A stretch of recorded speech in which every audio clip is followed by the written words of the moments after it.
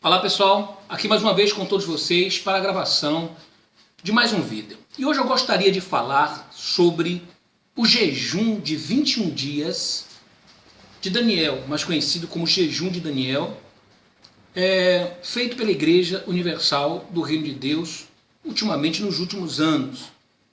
E você vai entender por que esse jejum ele se tornou uma arma poderosíssima de manipulação, tá? Na mão dos líderes da IURD, e por que ele, por ter dado certo uma vez, hoje se repete com frequência, pelo menos aí umas 2 vezes ao ano, tá? É feito esse jejum de Daniel. Bem, o que caracteriza esse jejum de Daniel? Primeiro, para você que de repente esse assunto não lhe é familiar, entender o que é esse jejum de Daniel, como é que é feito. Bom, o jejum é aquela prática onde a pessoa que tem a sua fé em Deus, ela se abstém, tá, de comer algum alimento, de beber líquido, tá, de comer alimento sólido, e ela se abstém por um determinado período com o objetivo, o que a Bíblia ensina, é o objetivo dela se consagrar mais a Deus. É como se fosse ali um retiro, tá? Espiritual, introspectivo e individual, tá? Onde essa pessoa, ela, então, para fortalecer, com o objetivo de fortalecer o seu lado espiritual e enfraquecer o seu lado carnal e material, então ela se desconecta, tá, do mundo físico para se conectar mais a Deus, certo? E isso lhe condiciona espiritualmente, inclusive, a vencer batalhas espirituais. É bíblico o jejum. A Bíblia diz que há ou existem certas castas, que é qualidades de espíritos malignos, demônios, que só são expelidos por meio do jejum e da oração, em conjunto com a oração. Bom, isso é o que a Bíblia ensina. Mas a Igreja Universal do Reino de Deus encontrou nisso um meio, tá, de manipulação da fé das pessoas. Como assim?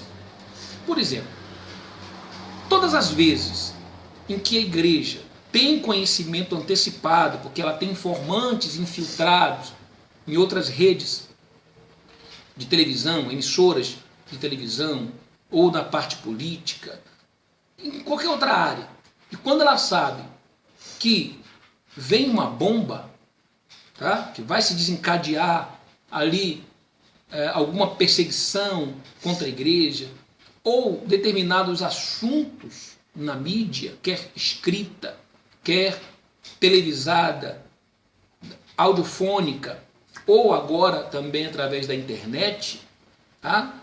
Então o que ela faz? Ela se antecipa e lança o jejum de Daniel.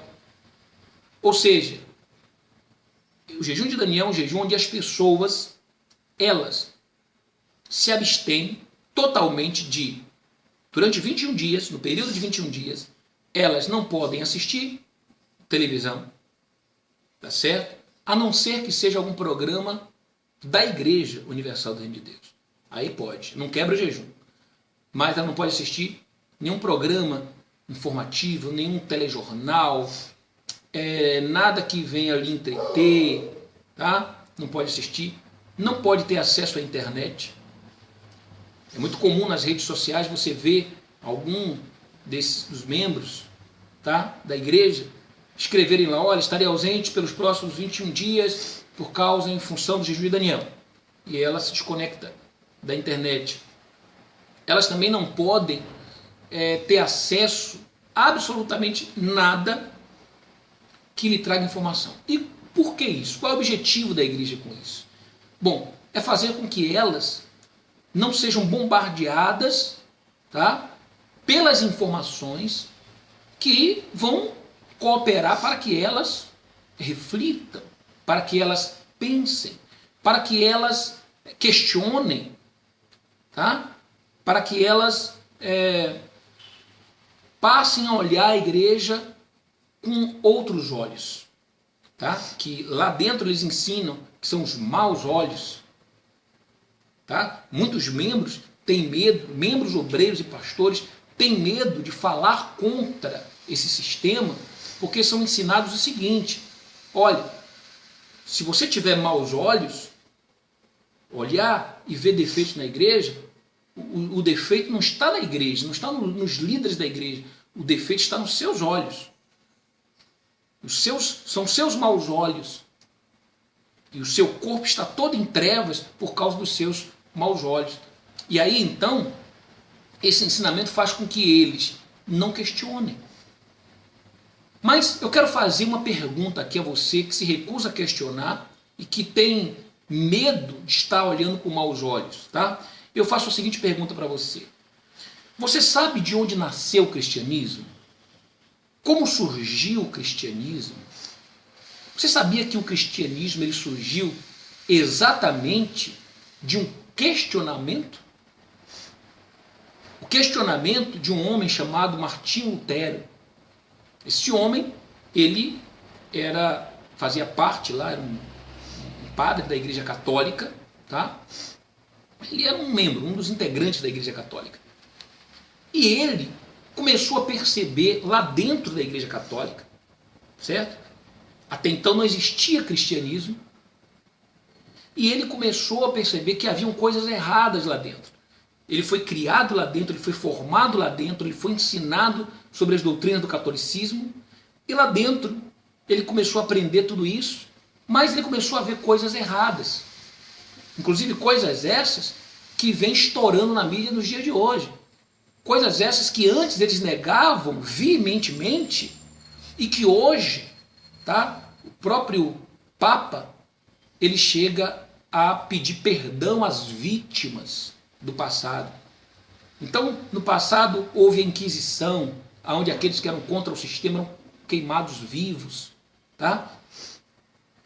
Enfim, muitos problemas aí relacionados ao homossexualismo na Igreja Católica. Enfim, vocês veem aí nas mídias ou vá na internet que você vai descobrir. E Lutero, ele começou a ver que havia muitas coisas erradas com aquele evangelho. E daí, desse questionamento, que se fosse nos dias de hoje dentro da Igreja Universal do Reino de Deus, ele diria que Lutero estava com maus olhos, estava endemoniado, que era um rebelde, que era um perturbado. Se fosse na Igreja Universal, Lutero seria endemoniado. Mas Lutero, com esses questionamentos, Deus foi iluminando ele e mostrando a verdade, foi jogando luz, sabe, a luz da verdade nos pensamentos de Lutero, porque ele foi raciocinando, ele foi permitindo Deus falar com ele, tá? E é isso que não querem que você faça, isso que não querem que eu faça. Leve você a pensar e permitir que Deus ilumine os seus pensamentos e te liberte dessas amarras, desse regime escravocrata. Bem, então Lutero fez a reforma protestante, de onde nasceu o protestantismo, tá? Que é o nosso cristianismo de hoje, certo? Então, não pensar, não questionar, não ir contra um sistema que está deturpando o verdadeiro evangelho, é não ser um cristão autêntico e verdadeiro. Porque o evangelho nasceu disso. Então eu diria aqui, sem medo de errar, santos maus olhos de Lutero. Ai de nós se não fosse os maus olhos de Lutero. Ai do protestantismo. Não existiria.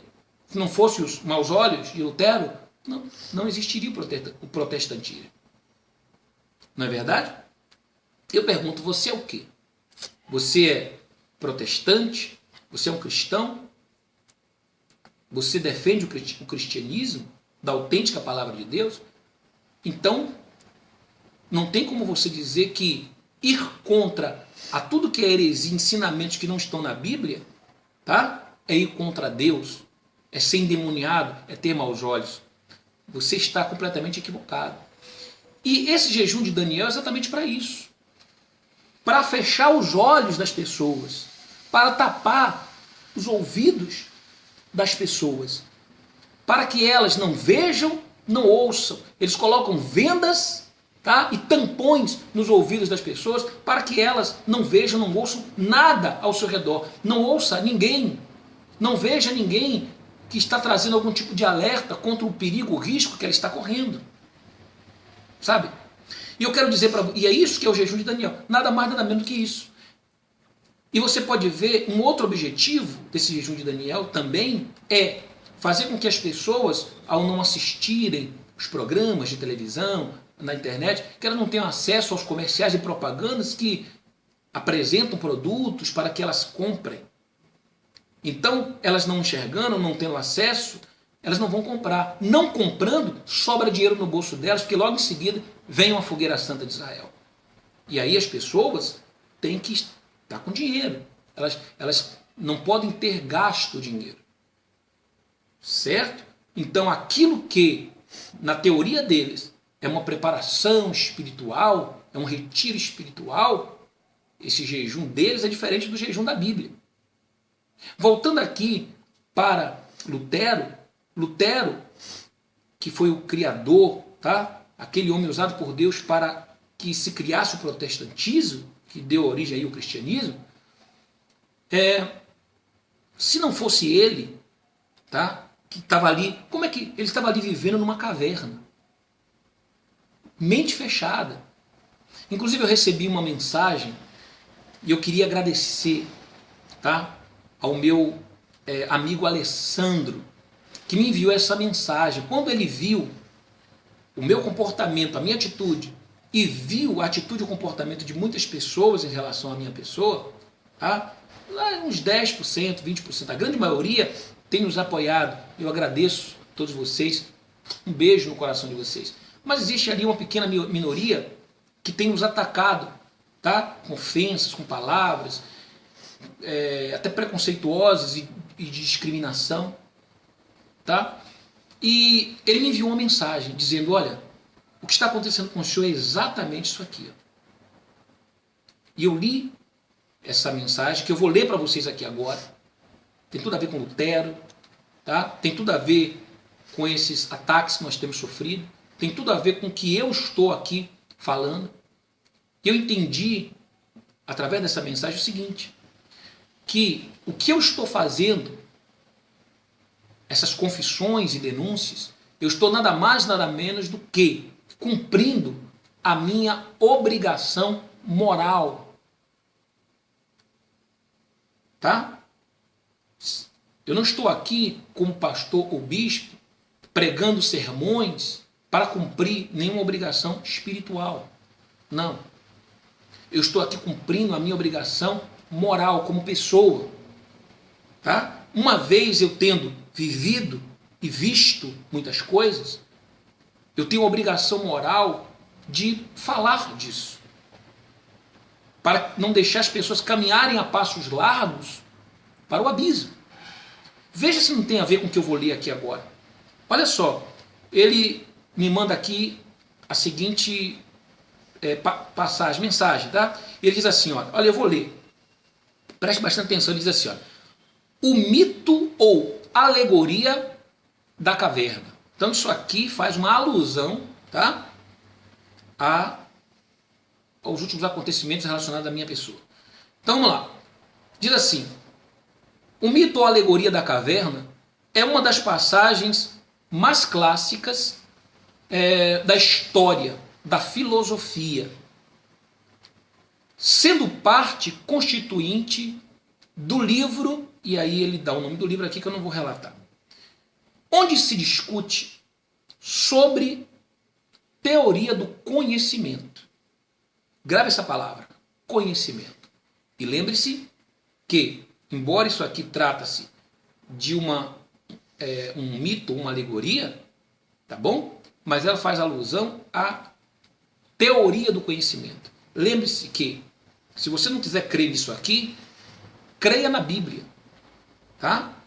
Que diz, o meu povo sofre por falta de conhecimento, porque lhe falta o conhecimento. Então, o conhecimento que eu tenho acerca de muitas coisas, eu estou repassando.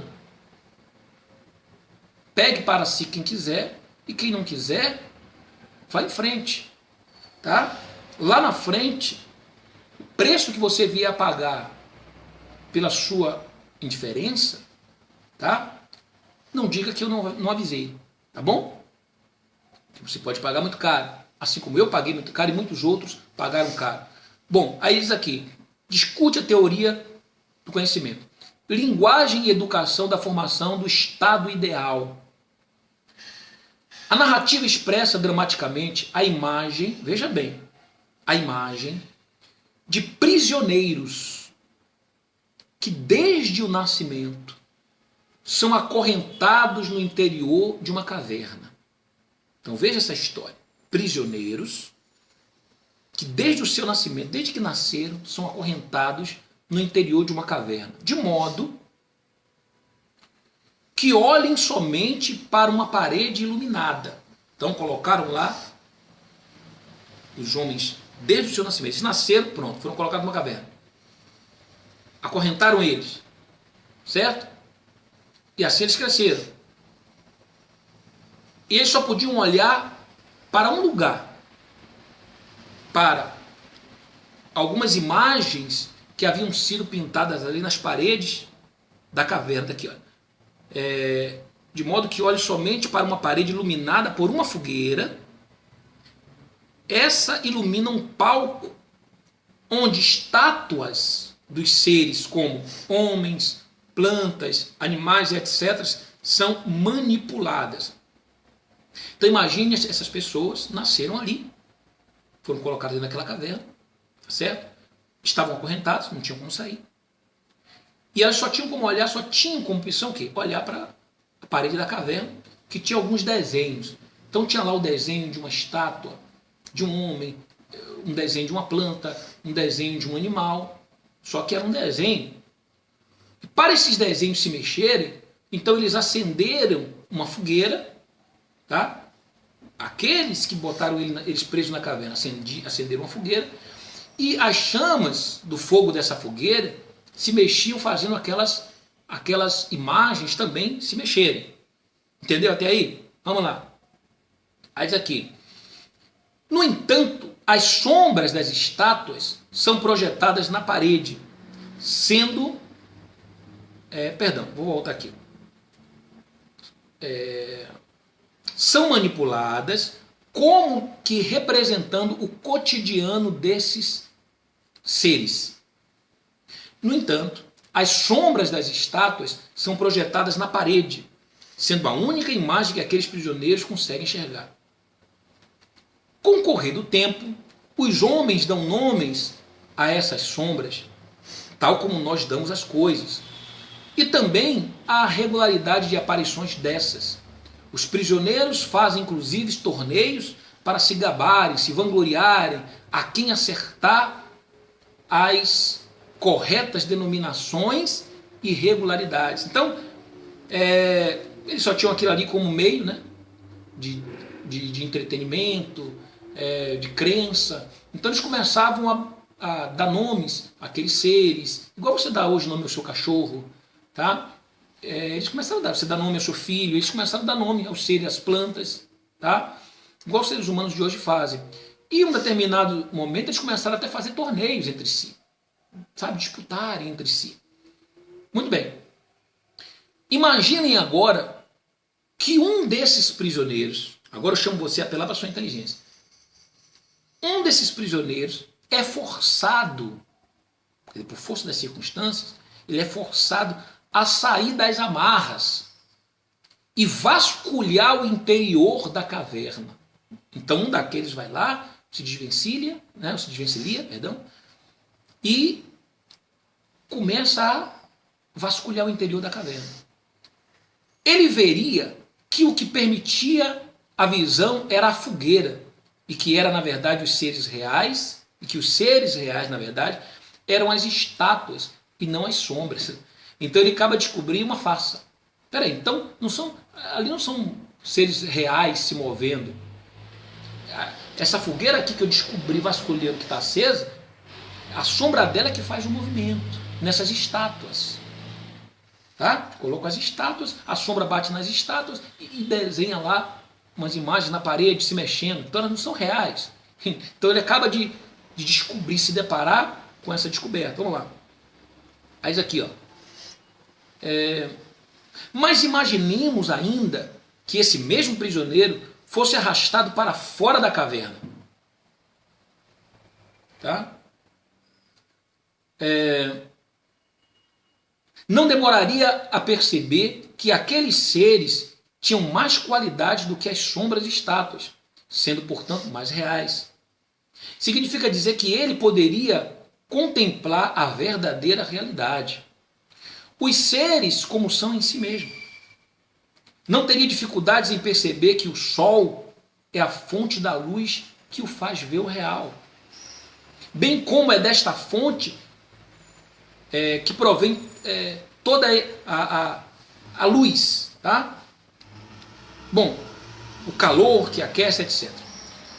Maravilhado com esse novo mundo e com o conhecimento que então passaria a ter da realidade, esse ex-prisioneiro, agora não mais prisioneiro, ex, tá? Agora não mais bispo, ex.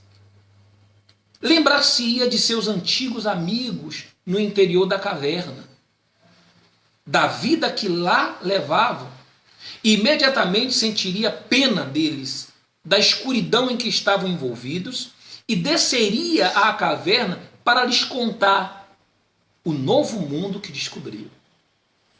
No entanto, como os ainda prisioneiros não conseguem vislumbrar senão a realidade que que presenciam, vão debochar do seu colega liberto. Vão debochar. Quer dizer, aquele homem que estava prisioneiro descobriu a verdade, saiu da caverna, viu o sol, tá? Não mais agora uma fogueira, mas o sol, uma luz de verdade. Não mais agora estátuas, imagens de estátuas, sombras de estátuas. Agora ele viu o quê? Ele viu homens de verdade, animais de verdade, plantas de verdade. Então o que ele pensou? Peraí, eu vou voltar lá na caverna. Eu estou aqui livre, estou liberto. Estou aqui diante de uma realidade maravilhosa. Mas os meus irmãos continuam lá na caverna. Continuam na escuridão. Então, ele sentiu a obrigação moral de voltar lá. Tá? Quer dizer, ele não tinha mais a necessidade. Ele poderia pensar assim, eu pouco estou me lixando, como muitos pensam, não é verdade? Já faz aqui 10 anos que eu saí dessa caverna, deixa lá quem quiser ficar. Eu vou me expor, eu vou ser motivo de chacota, vou receber xingamento de graça, vou ganhar o que com isso? Não vou ganhar nada com isso. Não estou vendendo nada, não quero chamar ninguém para minha igreja, vou me expor com isso? Então, deixa eles lá. Cada um é dono da sua própria vida. Mas ele sentia uma obrigação moral de voltar lá naquela caverna. Tá? E diz aqui, olha, muitos iriam debochar dele. Deixa eu ver aqui onde que eu parei.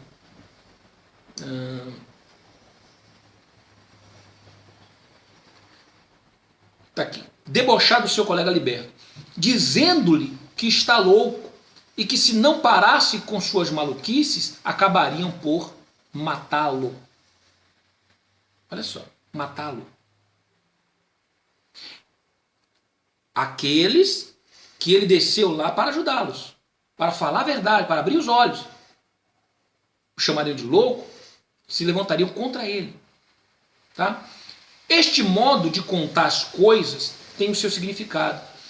Os prisioneiros somos nós com as noções. Perdão. Os prisioneiros somos nós que, segundo nossas tradições diferentes, hábitos diferentes, culturas diferentes, estamos acostumados com as noções sem que delas reflitamos para fazer juízos corretos. Mas apenas acreditamos e usamos como nos foi transmitido. Quer dizer, Crescemos, nascemos comendo a comida mastigada que colocavam na nossa boca. E diziam, ó, essa é a comida que tem que comer. Tá? E não nos davam o direito de procurar outras verdades. Isso acontece na Igreja Universal do Reino de Deus. Olha, não pode ler livro de outro pastor. Não pode assistir programa de outra igreja. Não pode visitar outra denominação. Como é que pode isso? Veja se não querem aprisionar você dentro de uma caverna. Na Igreja Universal do Reino de Deus você é permitido ir visitar outra igreja? Não é. Você pode até ir, mas sendo considerado como rebelde. Por que lá eles não querem que você vá para uma faculdade? Os jovens, como já falei em outros vídeos, as jovens, elas são formadas para ser esposa de pastores. Os rapazes para ser auxiliares, pastores obreiros. Se uma delas disser, eu quero me formar, eu quero ir para uma faculdade, ela vai ser chamada e dizer, você está sem visão, tá? Você está fora do espírito. Por quê? Porque isso aqui, olha, essa pessoa que me mandou isso aqui aprendeu em uma faculdade. Isso foi assunto de uma faculdade. Então lá os olhos são abertos para você ver a vida de várias formas, vários ângulos, vários prismas, e você poder então fazer ter o seu conceito de valores. Você ter o seu conceito de valores. Tá certo? Mas eles não querem isso. Eles não querem isso. Por isso que quando alguém sai, todos os que saem estão perturbados, são endemoniados, são caídos. Com certeza fez alguma coisa, cometeu algum pecado para a igreja ter mandado embora. Os membros de obreiros nunca aceitam, nunca querem crer que algum pastor tomou a decisão de sair por si próprio, por não concordar com aquele sistema. Eles têm que cauterizar a sua mente para o fato de que eles foram expulsos, banidos, porque é o que eles ensinam lá. E que agora são caídos, endemoniados, é porque é o que eles ensinam lá. Eles não querem que você dê ouvidos àqueles que voltam, porque enxergaram a luz fora da caverna e voltam para poder te tirar de lá de dentro. Eles querem que você os chame de louco, tá? De caído, de rebelde. Muito bem. Aí diz mais aqui.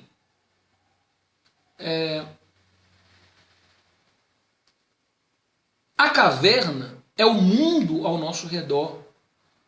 Tá? No meu caso aqui eu estou falando é a Igreja Universal do Reino de Deus. Tá certo?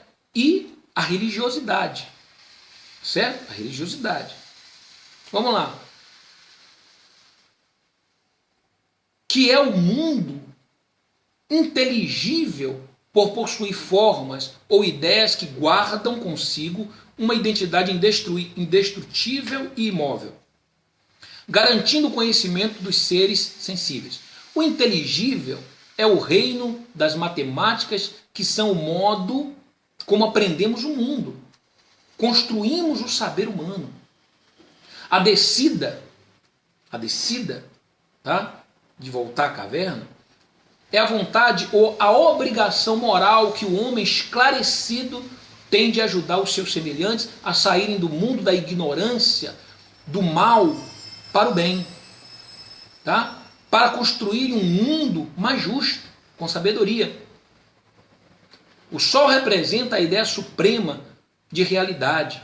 Portanto, a alegoria da caverna é um modo de contar imageticamente, tá? É só uma alusão aqui, o que conceitualmente os homens teriam dificuldade para entenderem, já que pela própria narrativa o sábio nem sempre se faz ouvir pela maioria ignorante. O sábio nem sempre se faz ouvir pela maioria ignorante. E aqui, ele diz aqui, a pessoa que me mandou, diz assim, olha, aqui embaixo, ó. Aprendi na faculdade de pedagogia e veja se não tem tudo a ver com o seu depoimento até agora. Tem, Alessandro. Tudo a ver. Mas eu vou continuar cumprindo a minha obrigação moral. Doa a quem doer. Custe o que custar. Tá certo? E, desencadeando esse movimento, não pague por um milagre. Eu quero chamar você a vestir a camisa comigo. Vista essa camisa no seu bairro, na sua cidade, no seu país. Grave aí um vídeo. Você é ex-obreiro, ex-pastor, ex-bispo, ex-membro. Não importa a qualidade do seu vídeo, não. Tá? Ou grave um áudio. Se você não puder gravar um vídeo, grave um áudio e me envie. Você dê uma maneira de me enviar, encontre uma maneira de me enviar aí inbox, tá certo? Pelo Facebook, ou então você posta no seu canal do YouTube e me envia o link, tá? Que eu baixo o seu vídeo, tá bom? E eu vou publicá-lo no meu canal, tá certo? E vou linkar com o seu canal, tá bom assim? Mas vamos fazer crescer esse movimento, porque é a minha obrigação moral, é a sua obrigação moral, principalmente você que já saiu da caverna, de ajudar aqueles que ainda estão lá aprisionados. Quantas pessoas que me criticaram um dia, que meteram o pau em mim um dia quando eu saí, tá? Eu me lembro perfeitamente, e que hoje fazem parte aqui das minhas redes sociais e me agradecem. Me agradecem, tá bom? Bem, esse vídeo de hoje eu queria falar sobre isso, tá bom? Então cuidado com esse jejum de Daniel, porque é uma manipulação para manter você aprisionado na caverna, tá certo? Caso você queira ter acesso ao próximo vídeo, clica aqui embaixo, nesse link ou aqui em cima, dependendo de onde aparecer. Obrigado a você que tem compartilhado. Compartilhe esse vídeo. Eu queria que esse vídeo, especialmente, fosse compartilhado aqui por 1 milhão de pessoas. Eu queria que esse vídeo fosse compartilhado por 1 milhão de pessoas. Imaginemos 1 milhão de pessoas assistindo esse vídeo. Tá certo? Serão 1 milhão que nós iremos alcançar. E vamos abrir os olhos dessas pessoas e tirá-las da caverna. Tá bom? Obrigado a você que tem se inscrito no meu canal, você que tem nos ajudado nesse trabalho, tá? Eu agradeço a você de todo o coração. E saiba que os melhores anos da sua vida ainda virão. E não pague por um milagre.